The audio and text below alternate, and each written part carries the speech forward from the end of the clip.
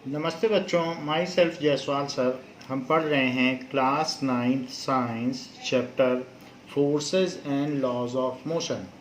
Last class में हमने Newton second law of motion देख लिया था, which states that rate of change of momentum is directly proportional to applied force and change in momentum takes place in the direction of applied force। जिस direction में force लगाया जाता है momentum उसी direction में चेंज होगा, and जितना ज़्यादा फोर्स लगाया जाएगा पर सेकेंड उतना ज़्यादा चेंज इन मोमेंटम होगा, यानी अमाउंट ऑफ मोशन। मोमेंटम का मतलब क्या होता है? अमाउंट ऑफ मोशन उतना ज़्यादा चेंज होगा अगर ज़्यादा फोर्स लगाया जाए, because it is directly proportional. Now its mathematical form is, second law की mathematical form है F is equals to ma। यही इसकी mathematical form है, यही आप कह सकते हैं न्यूटन का second law है। तो हम इसी पर बेस्ड क्वेश्चंस करेंगे। Example 9.1। Example 9.1 says that a constant force acts on an object of mass 5 kg। कहा गया है कि एक कांस्टेंट फोर्स लग रहा है 5 kg पर for a duration of 2 seconds. 2 second तक फोर्स लग रहा है 5 kg की चीज़ पर, and it increases its speed या velocity from 3 metre per second to 7 metre per second. अगर फोर्स लगाओगे तो उसकी स्पीड बढ़ जाएगी। Find the magnitude of applied force. कितना फोर्स लग रहा है ये आपको बताना है। Now if the force were applied for 5 second, वही व्यक्ति अगर 5 सेकेंड के लिए फोर्स अप्लाई करे तो फाइनल वेलोसिटी क्या होगी? तो दो चीज़ें पूछी गई हैं। एक तो कहा गया है कि on an object of 5 kg पर फोर्स लग रहा है। फोर्स नहीं दिया कितना लग रहा है, लेकिन मास दिया है 5 kg, और कितने टाइम के लिए लग रहा है? 2 सेकेंड्स के लिए लग रहा है। उसकी इनिशियल स्पीड कितनी थी? इनिशियल स्पीड बताई गई है 3 मीटर पर सेकेंड। फिर अगर हम फोर्स लगाएंगे तो उसकी स्पीड बढ़ जाएगी, तो उसकी फाइनल स्पीड क्या हो जाती है? 7 मीटर पर सेकेंड। कह रहा है अगर ये सारी चीज़ें दी हैं तो ये बताइए कि फोर्स कितना लग रहा है। So find the magnitude of force. तो हम जानते हैं कि force is equals to ma, और a क्या होता है? That is rate of change of velocity v minus U by T, जिसको कि हमने मोशन चैप्टर में देखा था। a is equals to change in velocity per unit time. तो अब इसमें सारी चीज़ें आप रख लें, यही तो सेकंड लॉ ऑफ मोशन है। That is second law of motion. जहाँ ये लिखें तो वहाँ ये ज़रूर लिख दें। F is equals to M A के आगे लिखना है। तो मास कितना है? 5 kg। फाइनल वेलोसिटी कितनी हो गई? 7। इनिशियल कितनी थी? 3। और टाइम कितना लगा? कितनी देर के लिए फोर्स अप्लाई किया गया? 2 सेकंड तक फोर्स लगाया जाता रहा। So it is 2. Now it is 5 into 4 by 2। तो इससे पता चल रहा है कि 10 न्यूटन का फोर्स लग रहा है। हमने आपको बताया था कि जब एक एप्पल उठाया जाता है तो एक एप्पल उठाने में 1 न्यूटन फोर्स लगता है, 100 ग्राम का एप्पल। तो अब 10 न्यूटन जो भी फोर्स हो, इतना न्यूटन का फोर्स लग रहा है। तो इतना फोर्स लगाया जाएगा अगर 5 kg की चीज़ पर, तो इतनी स्पीड बढ़ जाएगी।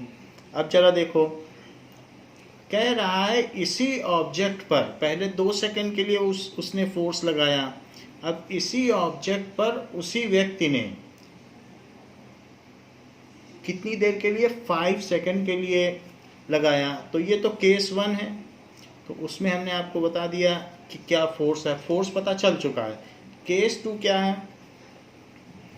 केस 2 में बताया गया कि उसी ऑब्जेक्ट पर जो कि 5 kg का है और वही फोर्स लग रहा है, क्योंकि आदमी तो वही लगाने वाला, 10 न्यूटन का फोर्स है, लेकिन इस बार 5 सेकंड के लिए लगाया जा रहा है। और उसी इनिशियल वेलोसिटी पर, जो उसकी इनिशियल वेलोसिटी थी, हाँ 2 सेकंड की जगह 5 सेकंड तक लगाया गया। 5 सेकंड तक वो धक्का देता रहा। तो F is equals to 10 newton, time is equals to 5 second. उसने ज़्यादा देर तक धक्का दिया, पुशिंग द ऑब्जेक्ट। एंड इसके बाद mass is equals to 5 kg, mass उसका 5 kg है। तो अब u कितना है, u का भी वही केस है 3 मीटर पर सेकेंड। लेकिन अब किसी भी चीज़ को आप ज़्यादा पुश करोगे तो उस चीज़ की स्पीड तो और ज़्यादा बढ़ जाएगी। अब वो 7 थोड़ी ना रहेगी, वो तो और बढ़ेगी, क्योंकि आप 5 सेकेंड तक पुश करते रहे। तो वो कह रहा है कि इसकी फाइनल वेलोसिटी क्या होगी।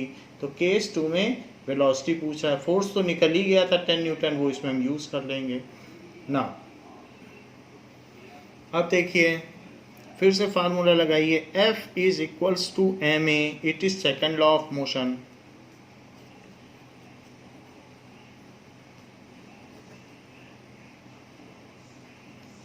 फोर्स कितना है 10 न्यूटन का, m को m लिखो, a को v minus U by T.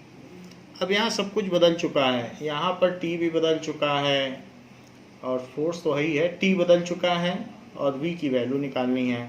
सो इससे क्या इम्प्लाई होता है कि 10 इज इक्वल्स टू मास लिखो 5, v तो नहीं पता है, u मालूम है, इनिशियल स्पीड 3 है और टाइम कितनी देर के लिए फोर्स लगा 5। अब इस 5 को इधर ले जाओ तो 10 5 या 50 मल्टीप्लाई हो जाएगा, या 5 5 कट कर दो। So 10 is equals to v minus 3 और 3 को इधर ले जाइए, 10 plus 3 is equals to v। So 13 metre per second ये फाइनल वेलोसिटी हो गई। So final velocity will become 13 metre per second. अगर ज़्यादा देर के लिए फाइनल वेलोसिटी, पहले वो 7 मीटर पर सेकेंड थी, अब अगर ज़्यादा देर के लिए फोर्स लगाओगे तो 13 भी हो जाएगी। Final velocity is 13 metre per second. तो ये इसका कंक्लूडिंग स्टेटमेंट हो गया। ये तो रहा एग्जाम्पल 9.1। 9.2 में क्या पूछ रहा है, now we will see example 9.2।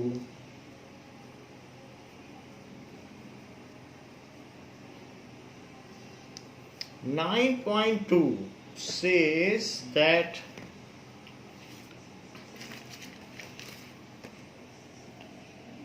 which would require a greater force, accelerating a 2 kg mass at 5 meter per second square or 4 kg mass at 2 meter per second square। तो अगर हम किसी 2 kg के मास को, उसकी एक्सिलरेशन का मतलब हर सेकंड स्पीड इतनी बढ़नी चाहिए 5 मीटर पर सेकंड, और दूसरा 4 kg का मास है और हम चाहते हैं उसकी हर second speed 2 metre per second बढ़े, तो किस में हमें ज़्यादा फोर्स लगाना होगा। तो दो अलग अलग केस हैं which require a greater magnitude of force. तो केस 1 ले लो और केस 2 ले लो। तो केस 1 में कहा जा रहा है कि उसका मास 2 kg है और एक्सिलरेशन हमें चाहिए 5 मीटर पर सेकंड स्क्वायर, इतनी स्पीड हर सेकंड बढ़ जाए। तो फोर्स का क्या फार्मूला होता है, ma, ये सेकंड लॉ ऑफ मोशन है, ये लिखना होगा, second law of motion. Now it is equals to 2 into 5, it is equals to 10 newton लगेगा, क्योंकि F is equals to m है तो m इंटू a कर दो। सेकंड केस देखिए, सेकंड केस क्या कहता है, मास अब दे रहा है 4 kg एंड उसको कितना एक्सिलरेट करना चाहता है 2 metre per second square. Units properly लिखें तो फिर से यही फार्मूला लगा दें, F is equals to ma। यही इसका बेसिक फार्मूला है जो इस चैप्टर में यूज होगा जगह जगह। So second law of motion का मैथमेटिकल फॉर्म है। अब देखें तो it is equals to 4 into 2 is equals to 8 Newton. So in first case the larger force is required. In first case larger force is needed. अब देखें example 9.3 में क्या कहा गया है, एक motor car, a motor car is moving with a velocity of 108 kilometre per hour, इस speed से चल रही थी, and it takes 4 second to stop, इस पर ब्रेक लगाया गया। ब्रेक का मतलब उल्टा फोर्स, जैसे अगर आप किसी चीज़ पे धक्का दोगे तो मोटर कार की स्पीड बढ़ती चली जाएगी, और अगर आप उसे उल्टी तरफ से धक्का दोगे तो रुक जाएगी। तो ब्रेक वही काम करता है, उल्टी तरफ से धक्का देता है, यानी opposite force to the direction of motion. अगर वो सामने जा रही है तो ब्रेक उल्टी तरफ फोर्स लगाता है और वो चीज़ रुक जाती है। सो ब्रेक लगाया गया, ब्रेक भी एक तरीके का फोर्स होता है, तो वो रुक जाती है, 4 सेकेंड में रुक जाती है। Calculate the force exerted by breaks on motor car if its mass along with the passenger. अगर मोटर कार का टोटल मास इतना है, उसकी इनिशियल वेलोसिटी दी है, उसकी फाइनल वेलोसिटी 0 है क्योंकि रुक गई कार। अगर कोई चीज़ रुक जाएगी, देखो लिखा है ना स्टॉप, तो इफ़ एनीथिंग स्टॉप्स तो उसकी फाइनल वेलोसिटी 0 हो गई। और इनिशियली कितने से चल रही थी, 108 किलोमीटर पर आवर, बट आपको इसे मीटर पर सेकंड में बदलना होगा, वही स्टैंडर्ड फॉर्म है। और ये सारी चीज़ कर लें और उसमें फोर्स निकाल लें, calculate the force. Now 9.3 example says कि उसकी इनिशियल वेलोसिटी, वो कार कैसे चल रही थी, तो it was initially moving with 108 kilometre per our. तो अब 108 इंटू 4 किलो आलू का मतलब है 4 टाइम्स ऑफ 1 किलो आलू, तो 108 इंटू 1 किलोमीटर अपॉन 1 आवर लिखा जा सकता है। तो 108 और 1 किलोमीटर को 1000 मीटर लिखा जा सकता है, हमें इसे मीटर पर सेकंड में बदलना होगा। और 1 आवर में हाउ मेनी सेकंड्स होते हैं, 3600 सेकंड्स, 60 इंटू 60 ये कर लें। तो ये दोनों ज़ीरो कट गए, 2 से कट करो तो 5, 2 से इसको कट करिए तो 18, ये चीज़ हो गई। अब 18 से इसको कट करो तो 6 आ जाएगा, और 6 5 या 30 metre per second. So it is 30 metre per second. तो ये कार जो शुरू में चल रही थी वो 30 मीटर पर सेकेंड से चल रही थी, और इस पर पैर दबाए रखा गया ब्रेक पर, और कितनी देर तक ब्रेक लगाया गया जिससे कि ये रुक गई। तो इस पैर दबाए रखोगे तो इसका मतलब है कि आप ब्रेक पे फोर्स लगा रहे हो। तो आपने 4 सेकेंड के लिए इस पे फोर्स लगाया, और अल्टीमेटली इसकी जो वेलोसिटी हो गई वो 0 मीटर पर सेकेंड हो गई, ये रुक गई कार। तो ये जो चलती हुई कार थी ये फिर रुक गई। तो शुरुआती स्पीड, बाद की स्पीड, टाइम दिया है, मास भी दिया है। मास कितना है, अलोंग विथ इट्स पैसेंजर, जो इस पे बैठे हैं, तो पैसेंजर के साथ इसका मास है, mass is equals to 1000 kg। 1000 kg है, के स्मॉलर लिखना है। u is equals to 30 metre per second. चूंकि कार स्टॉप हो जाती है तो फाइनल वेलोसिटी क्या हो गई, v is equals to 0 metre per second. कितनी देर के लिए फोर्स लगाया गया, 4 सेकेंड। पता क्या करना है, फोर्स। तो फोर्स कैसे पता करोगे, सेकेंड लॉ ऑफ मोशन आपकी हेल्प के लिए आएगा।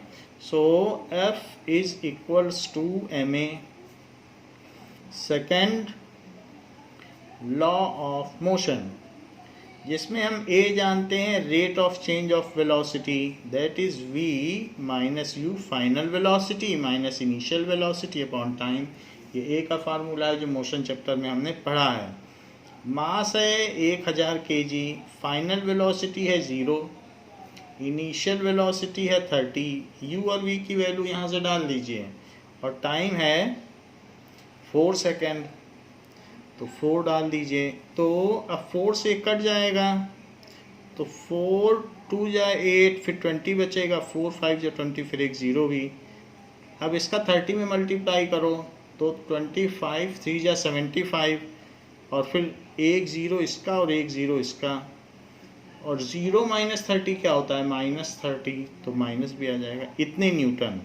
तो जो ब्रेक लगी है तो इतनी पावरफुल ब्रेक है कि इतने न्यूटन का उसने फोर्स लगा कि उसे 4 सेकंड में इतनी तेज़ी से चलती हुई गाड़ी को रोक दिया। सो ये चीज़ है। सो एन अपोजिट फोर्स जो भी है कि an opposite force of 7500 newton या 7500 newton is applied to the car. Negative का मतलब opposite force, opposite to direction of motion. An opposite force of 7500 Newton is applied on the car। Force ही पूछ रहा था, तो इतना फोर्स लगाया गया, 4 सेकंड तक ब्रेक के पेडल पर पैर रखे रहा गया ऑन द कार।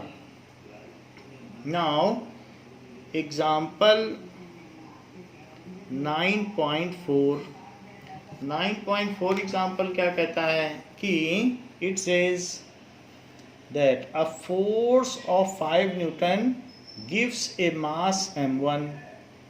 तो force of 5 Newton gives A mass m1 and acceleration. अगर 5 न्यूटन का फोर्स लगाते हैं तो m1 मास 10 मीटर पर सेकंड स्क्वायर का एक्सीलरेशन ले लेता है, एंड m2 मास उसी फोर्स से जो दूसरा मास है वो 20 का ले लेता है। यानी दूसरा मास हल्का है, तभी तो वो तेज़ी से स्पीड बढ़ रही है, और पहले वाले की हर सेकंड में 10 मीटर पर सेकंड बढ़ रही है, जबकि हल्के वाले मास की यानी m2 की स्पीड हर सेकंड में 20 मीटर पर सेकंड बढ़ रही है। वही एक्सीलरेशन होता है। What acceleration would it give if both the masses were tied together. अगर दोनों को बांध दिया जाए तो उसी फोर्स से अब कितना एक्सीलरेशन होगा। कहा गया है कि जब एक मास को m1 मास को हैवियर मास है तभी हल्का एक्सीलरेट कर रहा है, तो m1 मास को फोर्स लगाया जाता है 5 न्यूटन का, तो इसमें एक एक्सीलरेशन प्रोड्यूस होता है जो कि 10 मीटर पर सेकंड स्क्वायर है। तो ये चीज़ आगे बढ़ेगी और इस पर इतना स्पीड पर सेकंड बढ़ती चली जाएगी। और वही फोर्स अगर एक छोटे से मास पे लगाया जाता है जो कि m2 है, तो अगर आप फोर्स है, अब किसी मोती को ऐसे मारोगे तो मोती उछल जाएगी, और किसी बड़ी चीज़ को मारोगे तो धीमे चलेगी। तो भारी चीज़ पर कम एक्सीलरेशन और हल्की चीज़ पे ज़्यादा एक्सीलरेशन। तो इस पर अगर कंटिन्यूसली फोर्स लगाया जाए तो m2 मास को एक्सीलरेशन मिलता है, दैट इज इक्वल टू, आप इसे ये a लिया है तो a1 ले लें, इसे a2 ले लें, तो ये 20 मीटर पर सेकंड स्क्वायर का एक्सीलरेशन मिलता है। ये चीज़ है। तो अब पहले वाले केस में ये पता कर लो कि इसका मास क्या है, और दूसरे वाले केस में भी पता कर लो कि मास क्या है, और उसके लिए एक सिंपल सा फार्मूला लगा दो, F is equal to ma, और दोनों के मासेस पता कर लो। तो F तो दोनों में सेम है, तो F1 लिखने की भी ज़रूरत नहीं, क्योंकि हम वही फोर्स लगा रहे हैं भारी पर भी और हल्के पर भी, तो F तो 5 ही है। F is equal to m1 a1, तो 5 इज इक्वल टू यहाँ लिखना पड़ेगा सेकेंड लॉ ऑफ मोशन।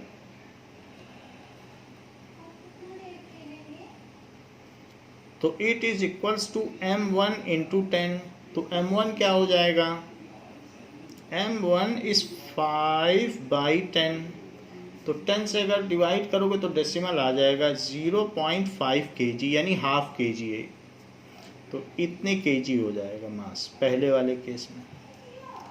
अब सेकेंड केस में देखो कि F is equals to m2a2, F is equals to ma होता है, लेकिन चूंकि मास भी बदल गया, एक्सीलरेशन भी बदल गया, तो m2a2 ले रहे हैं। It is second law of motion. Force अभी भी वही लग रहा है, फोर्स तो 5 का ही लग रहा है, और m2 हमको नहीं पता है, लेकिन एक्सीलरेशन पता है। सो 5/20 कर दें, it is equals to m2। अब 20 से 5 में डिवाइड करो तो 20 से जब 5 में डिवाइड करोगे तो डेसिमल लगा 0 बढ़ा, तो 22 जा 40 और 10, तो डेसिमल तो लगा हुआ, एक 0 बढ़ा दो तो 5.25 kg यानी 250 gram. So that is 0.25 kg। ये M2 मास हो गया। तो M1 M2 मास हमको पता चल गया, M1 क्या है M2 क्या है। अब देखो कह रहा है कि अगर इन्हीं दोनों मासेस को हम टाई कर दें, आपस में बांध दें और वही फोर्स लगाएं तो क्या एक्सीलरेशन होगा। तो इन दोनों मासेस को आप टाइट कर लीजिए, आपस में बांध दीजिए। तो एक मास और उसी पर दूसरा मास रख लो और उनको टाइट कर दीजिए, इनको आपस में आप ऐसे बांध दीजिए। सो इसको टाइट कर लीजिए और उसके बाद इस पर 5 न्यूटन का फोर्स लगाएं, वही फोर्स लगाएं। तो कह रहा है एक्सीलरेशन क्या होगा। तो अब मास कितना हो गया ना, न्यू मास क्या हो गया, is equals to m। New mass को m बोला जाएगा और वो है m1 प्लस m2, क्योंकि अब दोनों को हमने बांध दिया है तो वो 0.5 है तो 0.50 लिख लें, जिससे एडिशन में ठीक है 0.25। तो 0.50 और 0.25 तो 0.75, 0.75। तो इसलिए 0.75 kg इसका मास हो गया, ये मास हो गया। अब फिर से फार्मूला लगा दो, F is equals to M A. F is equals to M A. Force वही 5 है, मास अब जोड़ दिया गया, दोनों को बांध दिया गया है तो 0.75। एक्सीलरेशन, न्यू एक्सीलरेशन क्या होगा, अब तो बहुत भारी हो गया तो थोड़ा ही एक्सीलरेट करेगा। तो 5/0.75 इट इज़ न्यू एक्सीलरेशन। अगर आप डेसिमल हटाएंगे तो ऊपर 500 आ जाएगा और नीचे 75। तो दिस इज़ द एक्सीलरेशन। अब 25 से इसे कट कर लें या पहले 5 से कर लें तो 100 हो जाएगा। इसको 5 से करो तो 5 1 जा 5 और 5 5 जा 25, फिर 5 से कर लो तो 5 ये 20 और ये 3, तो इसलिए 20/3 आ गया। 20/3 को और कट करना चाहो तो क्या करोगे, acceleration is 20/3 metre per second square. तो 3 6 जा 18, फिर 2 बच जाएगा, फिर डेसिमल लगाओ, फिर 3 6 जा 18 तो 6.666 आता जाएगा। अगर आप राउंडिंग ऑफ करोगे तो 6.67 मीटर पर सेकंड स्क्वायर, यानी ये चीज़ आ गई 6.6666 आता जाएगा, क्योंकि कभी ख़त्म नहीं होगा। तो इसको अगर ये 5 से ज़्यादा है तो इसको ड्रॉप करके पिछले वाले डिजिट में 1 बढ़ा दिया जाता है, तो 6.67 metre per second. So the acceleration of combined mass is 6.67 metre per second. Acceleration of combined मास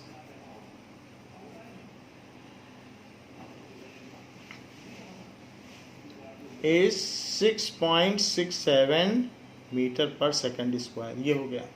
अब वो कह रहा है कि prove first law of motion from second law of motion, ऐसा कह रहा है।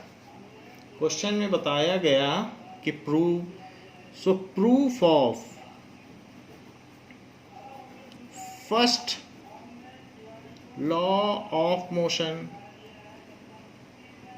from second law of motion।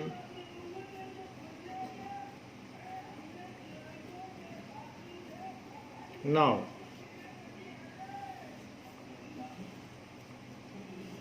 First law में कहा गया है कि किसी भी चीज़ पर कोई फोर्स न लगाया जाए। तो पहले तो हम सेकंड लॉ लिखेंगे क्योंकि उसी से फर्स्ट लॉ बनाना है। तो F is equals to M A, ये तो सेकंड लॉ ले लिया, अब इससे फर्स्ट लॉ बनाना है, सेकेंड लॉ ऑफ मोशन। अब देखो, so if no external force is applied on object, तो जो चीज़ रुकी है वो रुकी रहेगी, जो चल रही है वो उसी स्पीड से चलती रहेगी, उसी डायरेक्शन में चलती रहेगी, यूनिफॉर्म मोशन में चलती रहेगी। तो ये तो फर्स्ट लॉ है, यही हमें लाना है। If no external force is applied,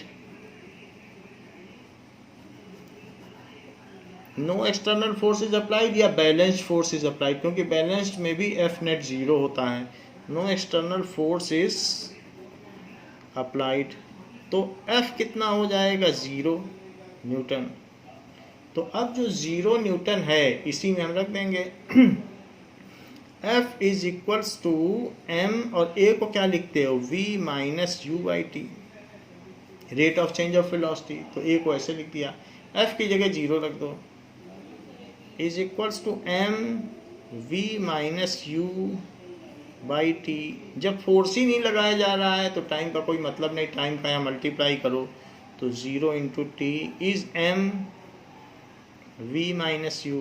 तो 0 इंटू टी कर दिया, नीचे की चीज़ ऊपर चली जाती है लेकिन वो भी 0 ही हो जाएगा। 0 इंटू टू टी क्या हो जाएगा, 0, और m को नीचे ले आओ, this is v minus U. तो 0 अपॉन समथिंग भी 0 होता है, 0 इंटू समथिंग भी 0 होता है, 0 अपॉन समथिंग भी 0 होता है। तो 0 is equals to v minus u, u को इधर ले आइए, u is equals to v, यानी तो उसकी वेलोसिटी नहीं बदलेगी अगर कोई फोर्स न लगाया जाए। If no external force is applied then velocity remain constant, then जो u है वही v हो गया, इट्स वेलोसिटी रिमेन कांस्टेंट, जो उसकी इनिशियल वेलोसिटी है वो फाइनल हो जाएगी। So if an object which is at rest will remain at rest, if it is moving then it will move with uniform motion if no external force is applied. So ये first law of motion हो गया। So first law of motion is proved, hence proved, और उसको state भी कर दो, an object which is at rest remains at rest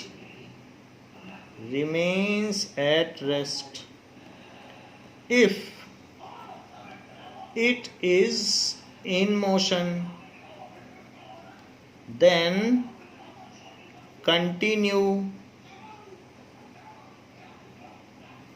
to move in uniform motion,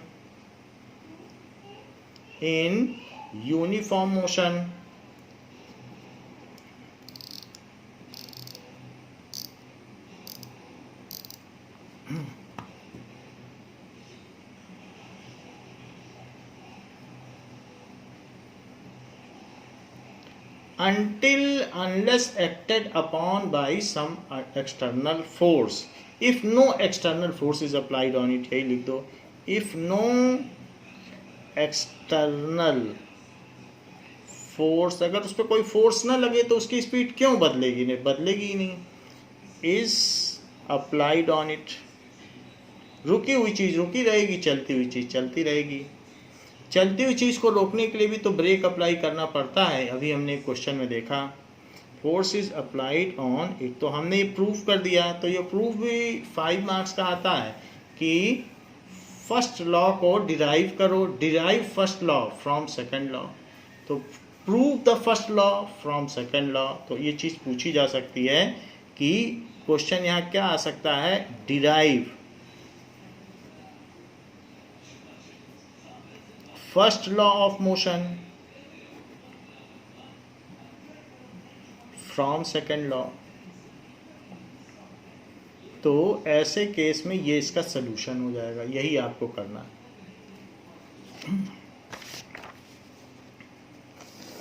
now example दिया गया है, दैट इज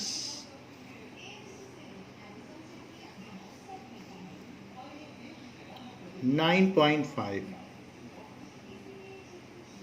9.5 में दिया गया है वेलोसिटी टाइम ग्राफ। एक ग्राफ दिया गया है ऐसे, दैट इज वेलोसिटी दी है वाई एक्सिस में और टाइम दिया है एक्स एक्सिस में। तो ये वेलोसिटी इधर दी है, फाइव का स्केल लिया गया है, 5, 10, 15, 20, 25।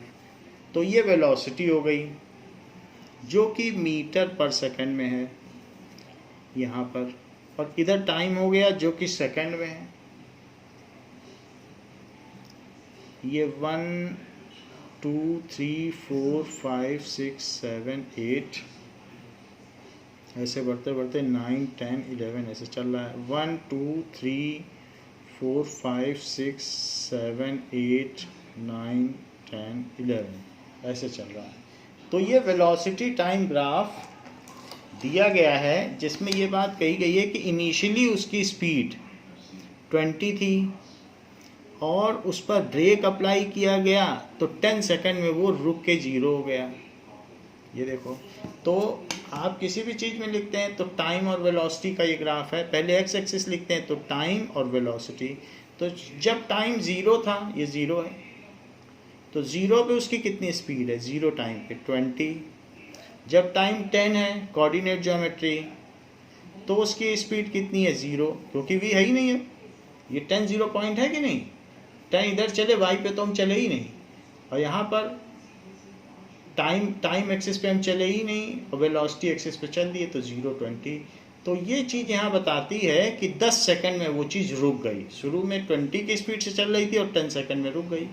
तो इनिशियल स्पीड कितनी है उसकी, 20 मीटर पर सेकंड, और फाइनल स्पीड कितनी है, 0, रेस्ट पर आ गई, 0 पे आ गई, 0 मीटर पर सेकंड। कितनी देर में आई, कितनी देर तक आपने ब्रेक लगाया या पैडल पर पैर मारा या उल्टा फोर्स लगाया अपोजिट डायरेक्शन में, मोशन के अपोजिट डायरेक्शन में, तो टाइम है 10 सेकंड तक आपने उस पर फोर्स लगाया। और ये भी कहा गया है कि वो चीज़ 20 ग्राम की है। The velocity time graph of a ball of mass 20 gram moving along a straight line on a long table in a is given as. Long table पर चल रही है तो आपको कुछ फोर्स नहीं लगाना है, वो फ्रिक्शन ही उसे रोक देगा। लॉन्ग टेबल पर चल रहे हैं तो फ्रिक्शन अपोजिट फोर्स लगाता है और रिलेटिव मोशन को रोक देता है, तो उस पर एक तरीके का अपोजिट फोर्स लग रहा है, वो फ्रिक्शन है। तो मास इसका कितना दिया है, 20 ग्राम। ग्राम में नहीं ले सकते हैं तो मास आपको केजी में बदलना पड़ेगा। 20 ग्राम 20 है, तो अब इसमें 1000 से डिवाइड कर दो तो दैट विल बी केजी में बदल जाएगा, या फिर इसे ग्राम लिखते रहो और ऊपर लिख लो 1 केजी और नीचे लिख लो 1000 ग्राम। ये दोनों एक ही चीज़ें होती हैं, ऐसे भी बदला जा सकता है, क्योंकि ऊपर और नीचे सेम चीज़ लिखो। 1 केजी में 1000 ग्राम होता है तो ग्राम ग्राम अपने आप कट जाएगा, एक केजी में बदल जाएगा। अब एक केजी बच गया और एक जीरो को एक जीरो से कट कर दीजिए तो 2/100 आया, तो इट इज़ 2/100 kg। इसको यूनिट फैक्टर मेथड कहते हैं, यानी 1 से मल्टीप्लाई कर दिया और जो काटनी है वही नीचे लिखा और उसके इक्विवेलेंट चीज़ ऊपर लिख दी, क्योंकि 1 kg में 1000 ग्राम होता है तो ऊपर kg लिख दो, नीचे ग्राम, तो ग्राम ग्राम कट के kg आ गया। सो इट इज़ 0.02 kg। अब जबकि हमें सब चीज़ें पता चल चुकी हैं तो हमको तो फोर्स ही पता करना है। तो वो निगेटिव फोर्स है, कोई चीज़ किसी को रोक दे तो निगेटिव फोर्स होता है, वो ब्रेक हो सकता है, फ्रिक्शन हो सकता है। सो इसके लिए आप फार्मूला लगाइए F = ma। तो m v - u/t, तो 0.02 मास लिख दिया। फाइनल वेलोसिटी क्या है, वो तो रुक गई। इनिशियल क्या थी, 20, कितने समय के लिए थी, 10 सेकंड के लिए। तो इसमें मल्टीप्लाई करो -20 का और बाई 10 से ये कट जाएगा तो -2 आ जाएगा। -2 का इसमें मल्टीप्लाई करो तो 2 2 जा 4 और माइनस रहेगा 0.04 न्यूटन।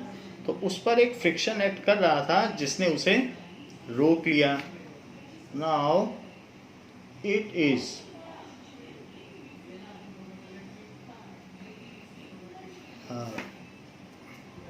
एक चीज़ और देखना पड़ेगा कि यहाँ पर जो दिया गया है वो सेंटीमीटर पर सेकंड है। एक्चुअली हम लोगों ने मीटर पर सेकंड ले लिया है वेलोसिटी, बट यहाँ वेलोसिटी सेंटीमीटर पर सेकेंड है, तो इसलिए इस चीज़ को अमेंड करना पड़ेगा, ये सेंटीमीटर है। तो अब हम वेलोसिटी चेंज कर लें, it is not metre per second, it is centimetre पर सेकेंड। सो एज पर जो नया हमारा अमेंडमेंट होगा, अब यहाँ पे आप लिख लें सेंटीमीटर पर सेकेंड।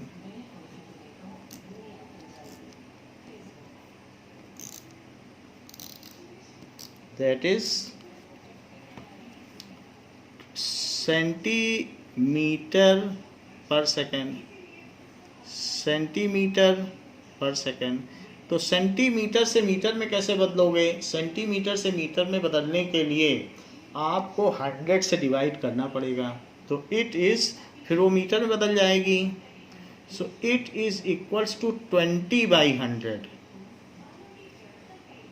Metre per second. तो ये 0 से 0 कट गया, और 2/10 क्या होगा? It is 0.2 metre per second. तो हमने मीटर पर सेकेंड बदल दिया। और जहाँ तक फाइनल वेलोसिटी है तो वो तो रेस्ट पर है, आप उसे 0 सेंटीमीटर पर सेकेंड को 0 मीटर पर सेकेंड भी लिख सकते हो। तो जहाँ कुछ न्यूमेरिकल वैल्यू होती वहीं चेंज होगा। तो 20 सेंटीमीटर 20/100 कर दिया तो 0.2। तो वेलोसिटी भी हमें अब वही लेनी पड़ेगी, ये तो 0 ही रहेगा और यहाँ वैल्यू चेंज हो जाएगी। तो यहाँ ये वैल्यू क्या हो जाएगी? It will become as 0.2। इसे हम बदल लें,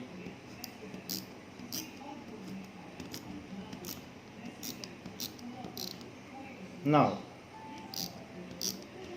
तो ये सारी वैल्यू बदल जाएगी। तो इसको लिखिए 0.2/10। तो 0.2 है, अब ये 0 से माइनस होगा तो कितना होगा? 0.2 हो जाएगा। तो और वो भी निगेटिव में होगा। नाउ इसको आप निगेटिव में लिख लें, तो यहाँ माइनस लगा लें, दिस इज -0.2। अब देखिए, क्योंकि 0 से जब सब्ट्रैक्ट हुआ तो -0.2। अब ये नीचे 10 है, तो सबसे पहले इसको मल्टीप्लाई कर लो, इन दोनों को,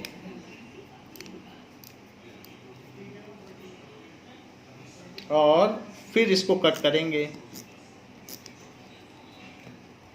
इन दोनों को आप मल्टीप्लाई करिए तो 0.02 और -0.2, तो 3 डिजिट पहले डेसिमल आ जाएगा, 0.004 और by 10।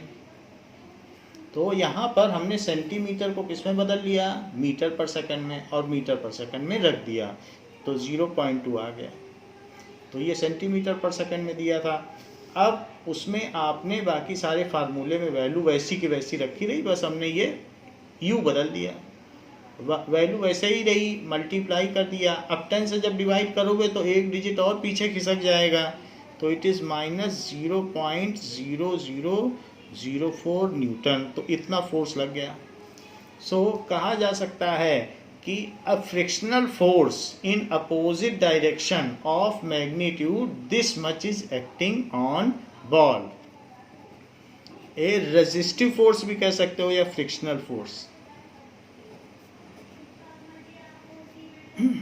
of 0.0004 Newton.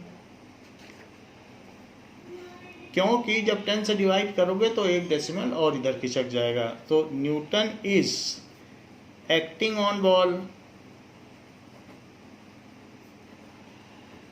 In opposite direction.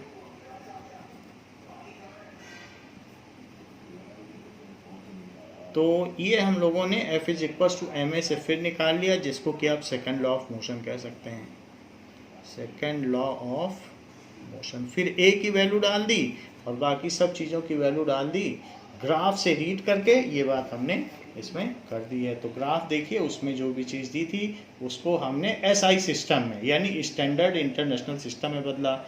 Centimetre पर सेकंड तो नहीं चलेगा, तो उसको मीटर पर सेकंड में बदल दिया। 20 ग्राम तो नहीं चलेगा, तो 20 ग्राम को हमने 1000 से डिवाइड करके किलोग्राम में बदल लिया। तो वो किलोग्राम में हो गया, ये मीटर पर सेकंड में, और फिर सबको F is equals to m में डाल दिया, एम में, तो हमारा आंसर आ गया। इस तरीके से जो सेकंड लॉ पर बेस्ड क्वेश्चन थे वो हमने कर लिए हैं। तो बच्चों इस क्लास के लिए इतना ही। नेक्स्ट क्लास में हम सेकंड लॉ में एक और इम्पॉर्टेंट कॉन्सेप्ट है इम्पल्स का। So we will see what is impulse so in the next class. इस क्लास के लिए इतना ही। Thank you.